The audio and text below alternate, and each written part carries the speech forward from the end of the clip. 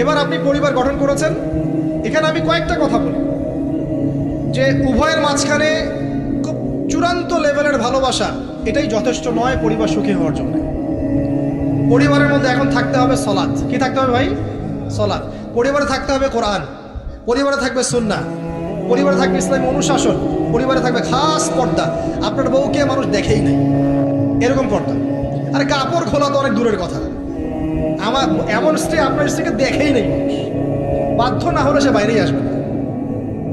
বাধ্য হয়েছে, আসছে, মাহারাম আছে, আছে মাহারাম সাথে আছে, এখন বাইরে আসছে।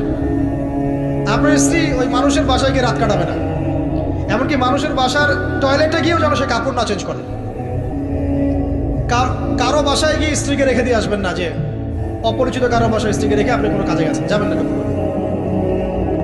আপনার কাছে মনে করেন একটা কোহিনূর হীরা আছে, মনে করেন যেটার মূল্য ধরেন যে লক্ষ কোটি ডলার, এটা আপনি কি যত্রতত্র ইউজ করবেন, নাকি আপনি খুব যত্ন করে আপনার ভিতরে আগলে রাখবেন? কোনটা?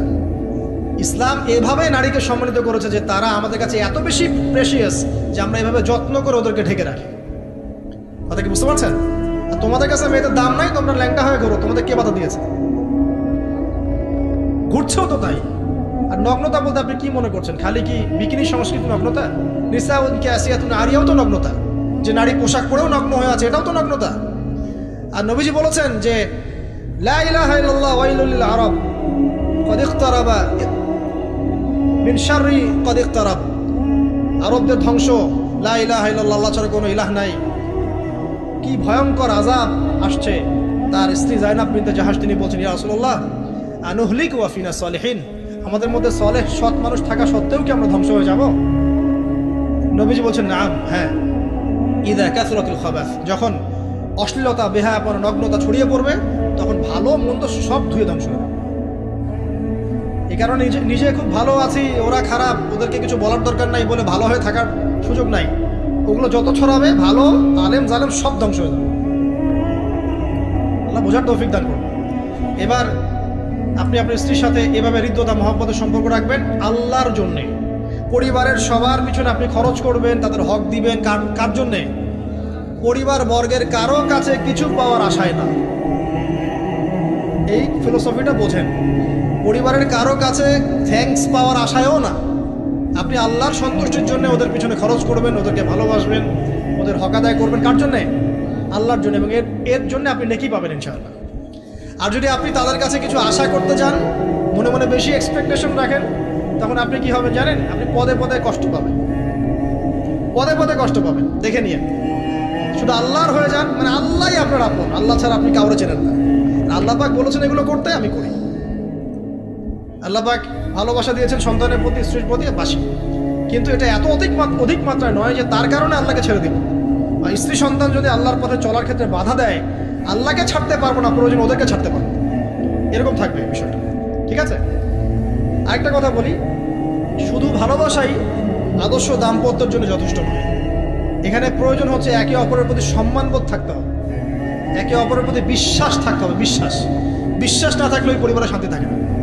আপনি অনেক বড় আলেম, কিন্তু যদি আপনার স্ত্রী আপনাকে বিশ্বাস না করে, আপনি শান্তি পাবেন না। আপনি জানছেন আপনি ইনোসেন্ট, আপনি অনেস্ট, কিন্তু আপনার পরিবারের সদস্য, আপনার স্ত্রী আপনাকে বিশ্বাস করছে না, তখন আপনি পরিবারে সুখ পাবেন না। বিশ্বাস খুব ইম্পর্টেন্ট। আমি তো বলি যে ভালোবাসার চেয়ে বিশ্বাস বেশি ইম্পর্টেন্ট। কারণ আগে ইমান না আগে আমল? কোনটা আগে? ইমান মানে কি? বিশ্বাস না? আগে বিশ্বাস, তারপরে না আমল? ভালোবাসা একটা আমল, আর বিশ্বাসটা কি? ইমান। আমার প্রতি যদি আপনার ইমান না থাকে, তাহলে আপনি আমাকে ভালোবাসবেন কিভাবে? বিশ্বাস থাকতে হবে, স্বামীর প্রতি স্ত্রী, স্ত্রী প্রতি স্বামী। এবং এখানে পুরুষদেরকে সহনশীল হতে হবে, কারণ আপনার স্ত্রী সারা জীবনে আপনাকে প্রচুর পেইন দিতে পারে, এবং এটা মেয়েদের ফিতরত।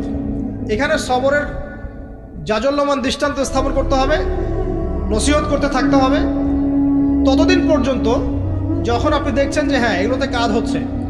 যদি করতে করতে করতে করতে কাজ না হয়, দেখা যায় এই ফিতনায় জর্জরিত থেকে আপনার দিনের পথে চলাটা ব্যাহত হচ্ছে, তখন আপনার উচিত হবে আসহাবুল কাহাফের মতো চিন্তা করা। ইশারা দিলাম, যথেষ্ট। পরিবারে পর্দা থাকবে, সন্তান হবে, এখন আলহামদুলিল্লাহ সন্তানদেরকে প্রতিপালন করবেন ওই যে মা হাজেরা তার মতো, ওই যে আপনার কি বলবো, রাসূলুল্লাহ সাল্লাল্লাহু আলাইহি ওয়াসাল্লামের সাহাবায়ে কেরাম তাদের মতো করে। এমনকি আমাদের নবীজিকে তার চাচা তার দাদারা যেভাবে লালন পালন করেছেন ভালোবাসা দিয়ে হৃদ্যতা দিয়ে, এভাবে সন্তানকে ভালোবাসবেন, সন্তানের কথাগুলো শুনবেন, বাচ্চাদেরকে মূল্যায়ন করবেন।